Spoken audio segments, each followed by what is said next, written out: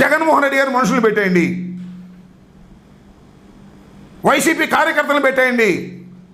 అంతేకాదు అవసరమైతే కంప్లైంట్ తీసుకుని ఆ వైసీపీ కార్యకర్త ఎవరైనా మరీ విపరీతంగా మాట్లాడుతూ ఉంటే వాడిని తీసుకొచ్చి ఉల్లు ఓనం చేసేయండి, కొట్టేయండి. అంతే, కొట్టేసి కోర్టులో ప్రొడ్యూస్ చేయండి. నేను చూశాం కదా హరికృష్ణ నేతన్ని గురజాల కోర్టులో ప్రొడ్యూస్ చేసే ముందు ఇష్టం వచ్చినట్టు కొట్టారు, కాళ్ళు చేతులు వాసిపోయినాయి. మ్యాజిస్ట్రేట్ గారి ముందుకెళ్ళి చెప్పాడు, తర్వాత గుంటూరు జీజీహెచ్కి రిఫర్ చేశారు. సరే, డాక్టర్లను కూడా మేనేజ్ చేసే కార్యక్రమం చేస్తున్నారు పోలీసు వాళ్ళు, అది వేరే విషయం. పోలీసు వాళ్ళ పని ఏమిటంటే వైసీపీ కార్యకర్తల్ని కొట్టడం, వారి మీద కేసులు పెట్టడం, దానిలో ఉక్కిరి బిక్కిరి అవ్వడం తప్ప రెండో పని లేదు.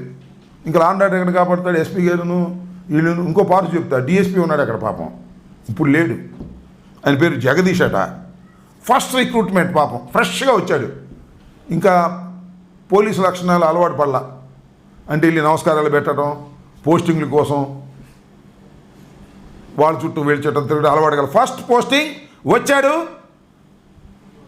చంద్రబాబు నాయుడు గారు, హోంమంత్రి గారు, లోకేష్ గారు ఎవరి మీద ఒక తప్పుడు కేసు పెట్టమన్నారు, నేను పెట్టనన్నాడు.